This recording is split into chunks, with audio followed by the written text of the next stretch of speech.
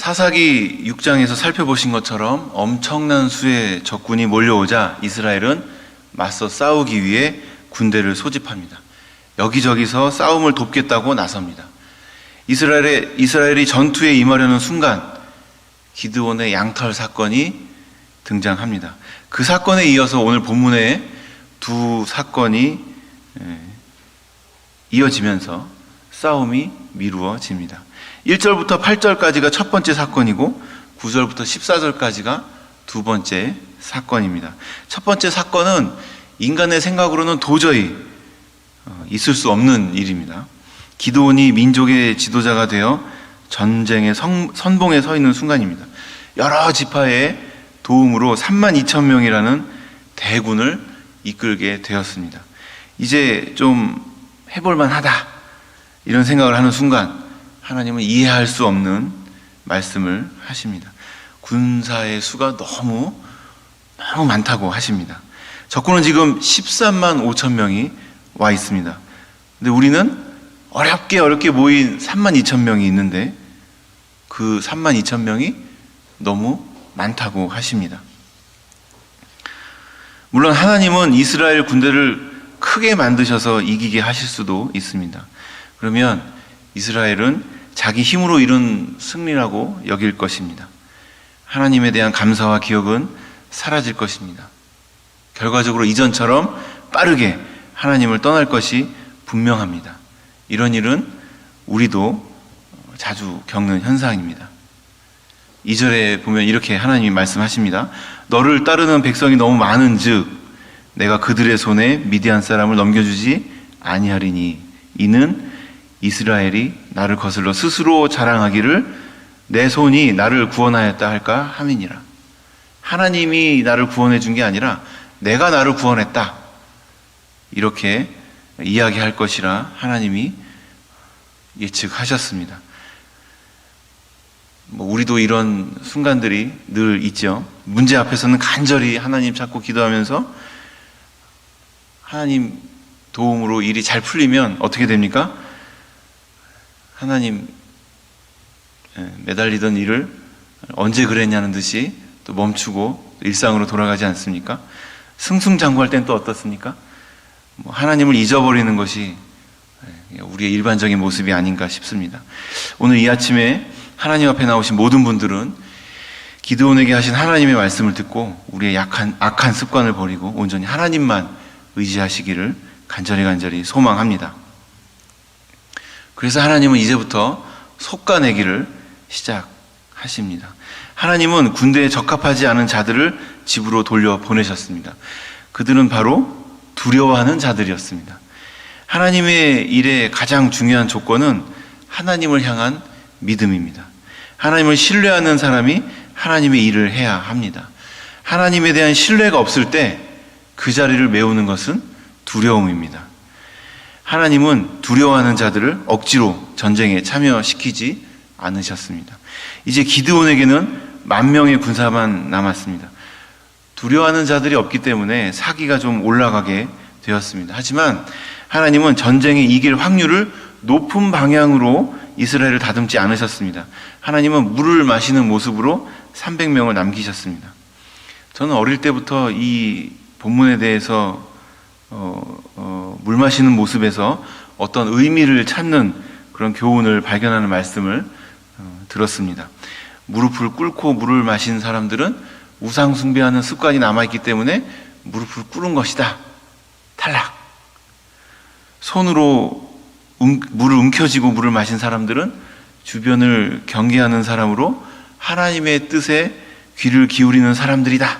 합격. 이런 내용입니다. 하지만 이 일의 목적은 인원 감축입니다.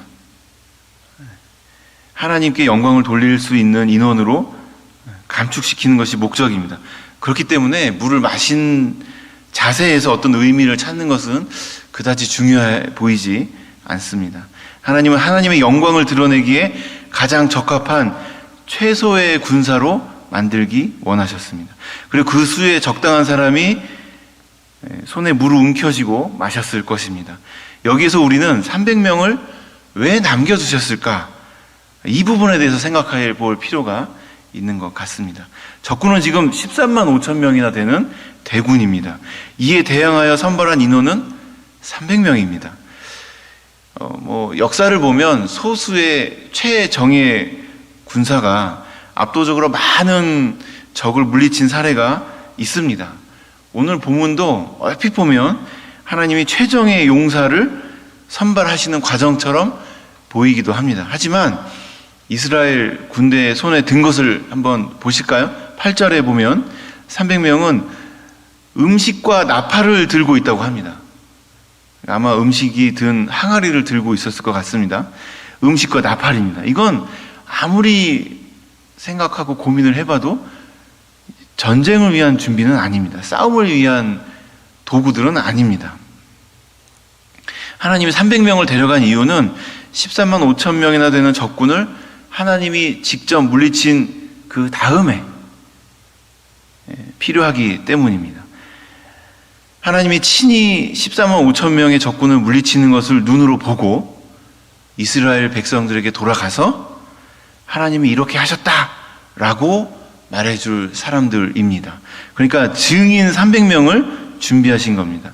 증인으로 300명이면 충분하기 때문입니다.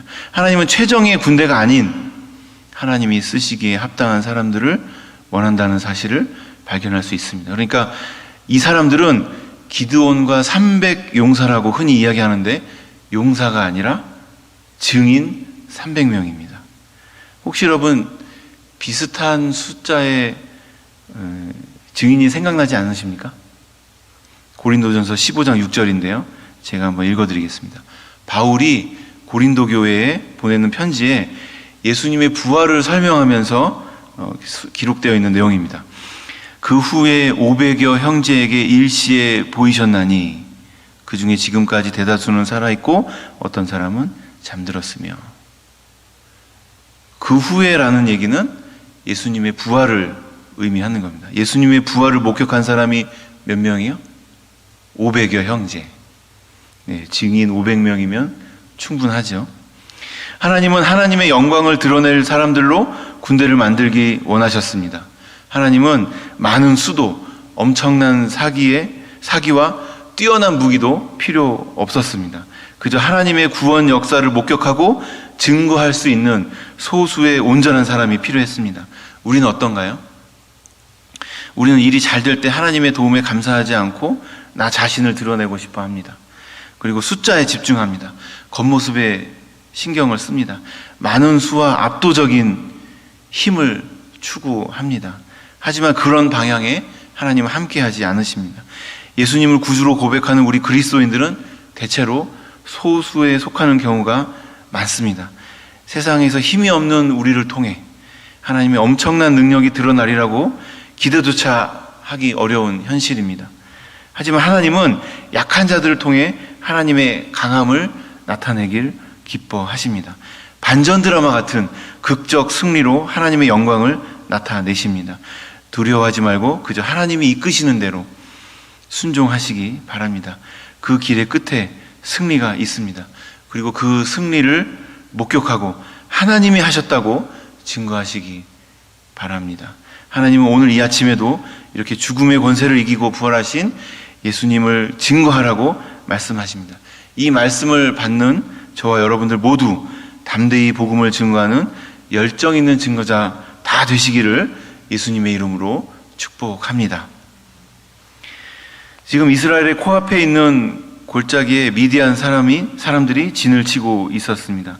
미디안 군사들의 수를 감안하면 이 모습은 대치하고 있다기보다는 완벽히 포위되고 있다, 이렇게 봐야 할 것입니다. 한 명의 이스라엘 백성이 감당해야 될 적군이 450명이나 되는 일방적인 대결이기 때문입니다.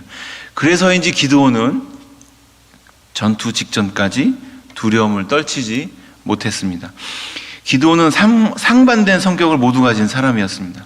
소심한 동시에 하나님의 명령에 따라 우상 제단을 부술 강단 또한 가졌습니다. 이런 기드온을 하나님은 잘 아셨습니다. 그래서 하나님은 그런 그에게 두 번째 사건을 허락하십니다. 기드온에게 적진으로 내려가라 명하셨습니다. 그에게 확증이 필요하다는 것을 아셨기 때문입니다. 하나님은 기도원뿐만 아니라 우리에게도 필요한 모든 것을 채워 주십니다. 주의 일을 하면서 필요한 힘과 용기, 능력, 사람, 재정, 그리고 확신까지 주십니다. 그렇게 주님과 동행하고 있다면 아무것도 걱정할 필요가 없습니다. 주님이 곧 채워 주실 것이기 때문입니다. 지금 기드온에게 그런 은혜를 베풀고 계십니다. 혼자 가라고 하면 또 가지 않을 것 같아서 부하와 함께 가라고 하십니다. 기드온이 적진으로 갑니다. 그런데 잘 보세요. 9절에 하나님이 어디로 가라고 하시냐면 진영으로 내려가라 하셨습니다. 그런데 기드온이 어디로 가는지 한번 볼까요? 11절에 이렇게 되어 있습니다. 진영 근처로 내려간즉.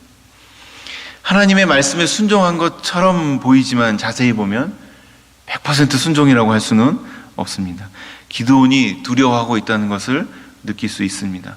그럼에도 불구하고 하나님을 신뢰하도록 적군들의 입을 사용하십니다. 기드온에게 적군의 병사들의 이야기를, 이렇게 병사들이 나누는 이야기를 듣게 하십니다.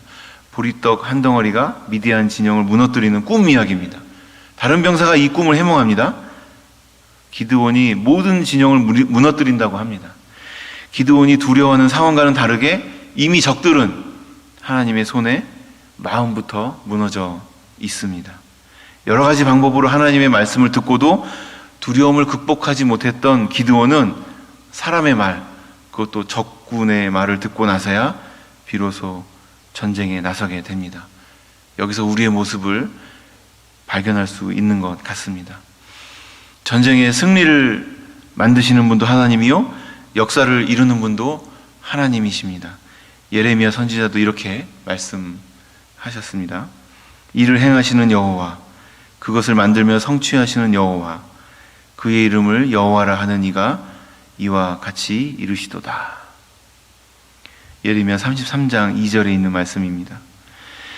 하나님은 우리가 하나님과의 관계 안에서 성공하기를 원하십니다. 그때 하나님은 우리 손에 들린 것으로 일하시지 않습니다. 하나님이 이루신 승리를 우리 손에 쥐어 주십니다. 그러므로 우리는 하나님의 승리에 동참하면서 하나님의 승리를 증거해야 합니다. 오늘 이 아침에 하나님을 만나러 나오신 모든 분들이 소중한 기도 제목 하나님 옆에 올려드리면서 그 기도 제목마다 앞서 일하시는 하나님의 승리를 목격하시고 그 승리에 동참하시면서 하나님의 승리를 증거하시는 은혜 누리시기를 예수님의 이름으로 축복합니다.